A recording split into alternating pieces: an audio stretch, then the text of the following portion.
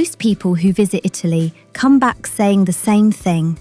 Not that the food was incredible, not that the art left them speechless. They come back saying they went to the wrong places. Millions of tourists flood the same 5 spots every single year, completely missing the places that would have genuinely changed their lives. Today, we are fixing that. These are the 10 best places to visit in Italy, and I promise you, at least 3 of them are going to surprise you. Italy is one of those countries that feels almost too good to be true. Ancient ruins sitting next to modern cafes, coastlines so beautiful they look digitally edited, food that makes everything you have eaten before feel like a rough draft. But here is the thing nobody tells you before you book your flight. The Italy most tourists see is just the surface. Stick with me until the end of this video, because the last place on this list is somewhere most travel guides completely overlook, and it might just be the most breathtaking destination in the entire country. Number 10. The Amalfi Coast.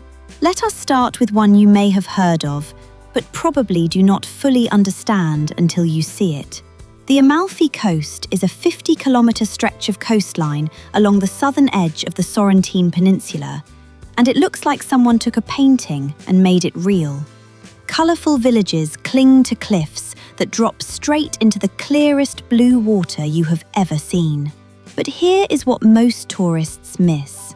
Everyone crowds into Positano and Amalfi town. Take a short boat ride to Furore, a village so small and so hidden inside a narrow gorge that it is sometimes called the town that does not exist. You arrive by water. The locals know every face. And the silence there is the kind of silence that actually feels loud. The best time to visit is May or early October. Summer is beautiful but suffocating with crowds. Come in the shoulder season and you will feel like you have the whole coast to yourself. Number 9. Matera. Now we start getting into territory that most first-time visitors to Italy completely ignore, and that is a tragedy. Matera is one of the oldest continuously inhabited cities on Earth. We are talking about cave dwellings called sassi that humans have been living in for over 9,000 years. That is older than ancient Rome, older than the pyramids of Egypt.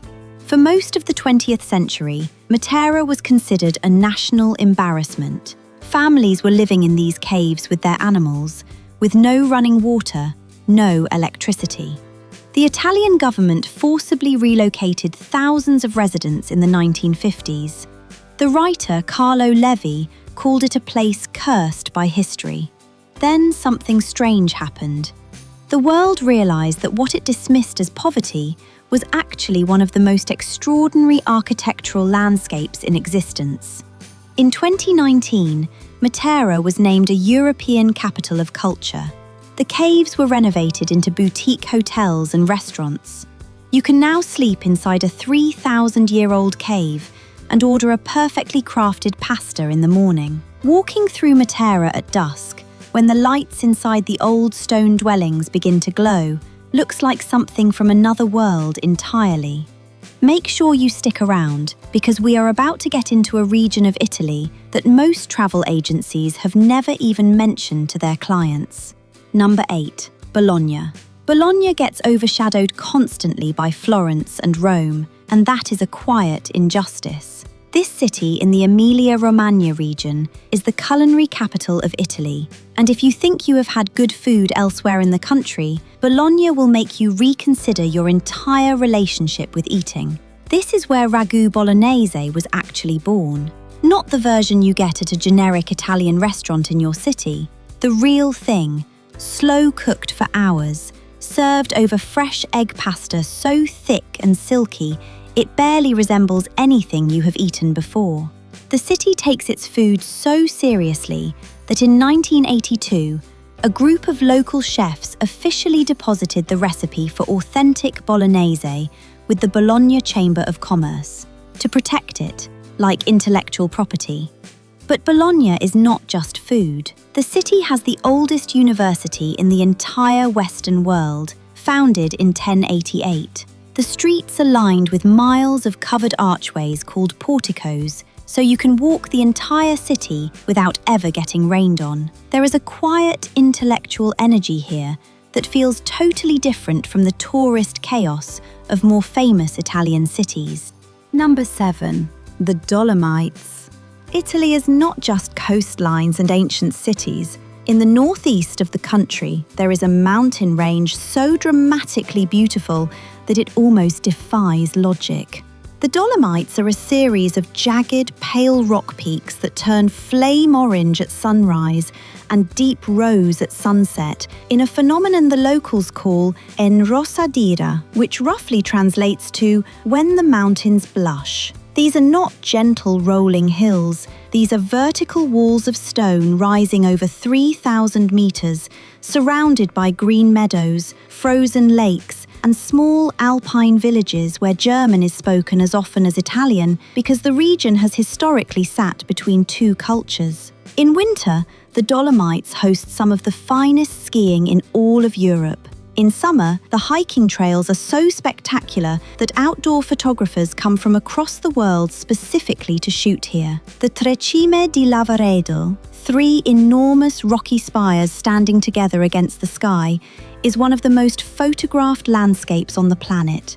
And yet, compared to the Swiss Alps, the Dolomites remain genuinely undervisited. The infrastructure is quieter, the prices are lower, the experience feels earned. Number 6. Palermo, Sicily. Sicily is practically a country inside a country. It has its own dialect, its own culture, its own food, its own complicated and layered history. And Palermo, the island's capital, is the city where all of that complexity crashes together in the most fascinating way. This city has been ruled by Greeks, Romans, Arabs, Normans, Spanish, and more. Every single ruler left something behind. The result is an architectural chaos that somehow works. You can stand in a 12th century cathedral built by Norman kings that features Arab-style geometric stonework, Byzantine gold mosaics on the ceiling, and a Spanish Baroque facade added several centuries later. The street food scene in Palermo is legendary and slightly dangerous to your sense of moderation. Arancini, panelle, sfincione, and the famous panica meusa, a spleen sandwich that sounds alarming and tastes extraordinary.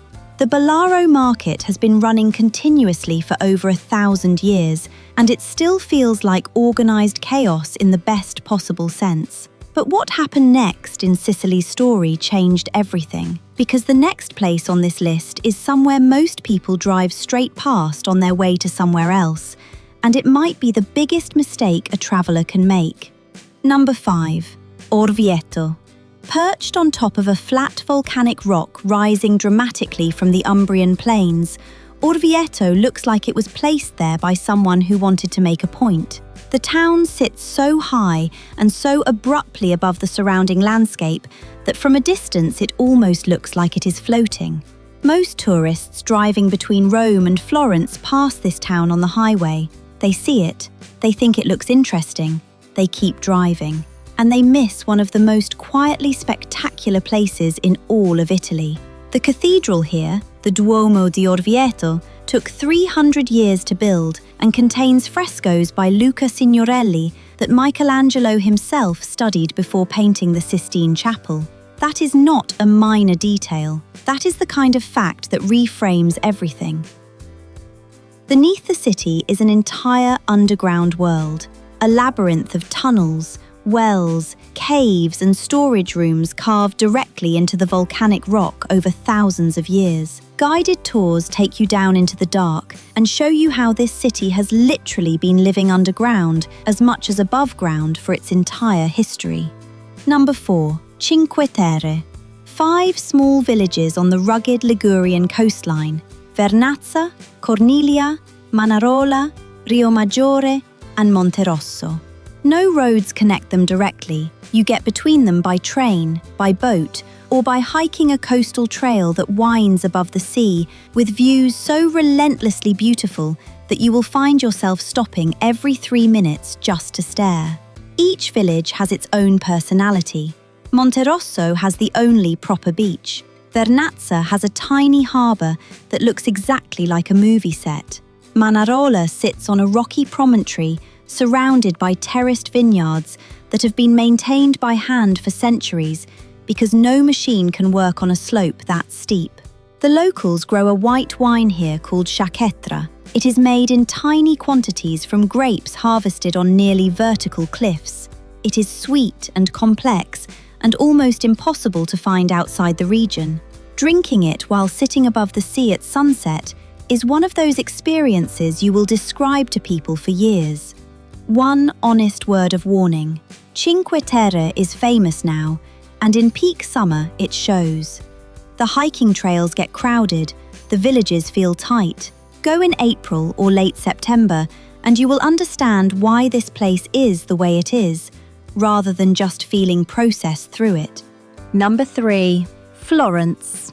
Yes, Florence is on the list. Not because it is expected, but because it genuinely deserves to be here. And most people who visit still manage to miss what makes it singular. This was the birthplace of the Renaissance, an entire revolution in human thought, art, science and politics started in this one relatively small city in the 14th and 15th centuries. The Medici family funded artists and thinkers so aggressively that for roughly 150 years, this was the most intellectually productive place on earth. You can stand in front of Michelangelo's David at the Accademia Gallery and feel the weight of that history. The sculpture is not just technically perfect, it represents a total reimagining of what human beings believed about their own potential. But beyond the famous museums, Florence rewards slow walking. The Oltrarno neighbourhood on the south side of the Arno River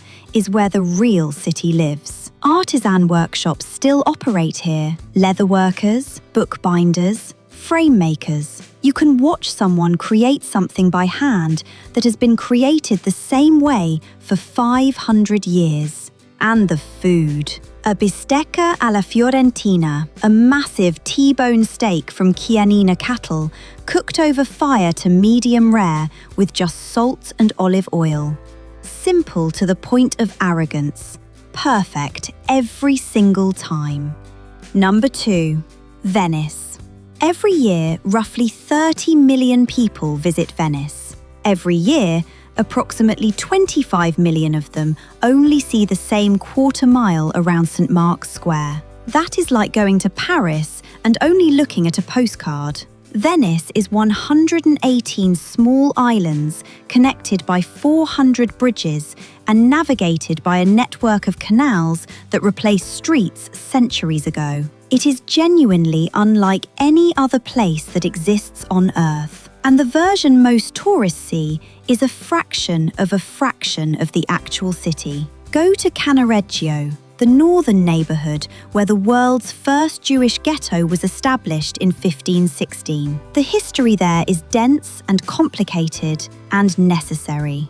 Walk to Castello in the east, where tourists almost never go, and find a quiet campo where old men play cards and children kick footballs, and life proceeds as though the tourist machine a mile away does not exist. Take the Vaporetto out to the islands. Murano for glassblowing that has been practiced the same way for 7 centuries. Burano for a tiny fishing village painted in such saturated, chaotic colour that it looks completely unreal. And visit in winter, November or January, watching fog roll across the lagoon at dawn, with the city almost entirely empty and the bells of a dozen churches all sounding at once, is one of the most profoundly atmospheric experiences available anywhere in the world. The final place on this list might actually surprise you. It is not the most famous, it is not the most photographed, but traveller after traveller who discovers it says the same thing. This is the one they did not expect to love the most. Number 1. Alberobello, a small town in the Puglia region of southern Italy. No ancient empires fought over it, no Renaissance masters painted there. It is not on most top 10 lists. and it looks like it was built inside a fairy tale. Alberobello is famous for its trulli. These are small, whitewashed stone houses topped with conical grey roofs, built without mortar, without cement, without anything holding the stones together except gravity and geometry. The technique is so old that nobody knows precisely when or why it started. The best theory is that the roofs were built without mortar so they could be quickly dismantled to avoid paying taxes. Hundreds of years of creative tax evasion has produced one of the most visually extraordinary townscapes in Europe. UNESCO declared it a World Heritage Site. The town has roughly 11,000 residents. There are around 1,500 trulli still standing. Walking through the Rione Monti district on a quiet morning when the light is low and the streets are empty feels like stumbling into a place that time simply forgot to update. But here is the part that gets people. You can stay in a trullo. Several of them have been converted into small rental properties. Sleeping inside a 1,000-year-old conical stone house in a region of Italy almost no one from abroad visits, eating fresh burrata from a local farm, drinking the dark, peppery red wine called Primitivo that this region produces, is an experience so completely removed from the usual tourist circuit that it resets your entire idea of what a trip to Italy can actually be. Italy is not a destination. It is a rabbit hole. Every region is a different country. Every town has 1,000 years of story buried in its walls. Most people visit once and only scratch the surface. But now you know where to actually go. From the ancient cave cities of Matera to the fairy tale trulli of Alberobello, from the mountain fire of the Dolomites to the impossible floating city of Venice. This country rewards the traveller who goes a little further, digs a little deeper, and resists the pull of the obvious. If this video sparked even one place you want to visit, drop it in the comments. Tell me which one surprised you most, and subscribe for more deep dives into the world's most extraordinary destinations, because we are just getting started.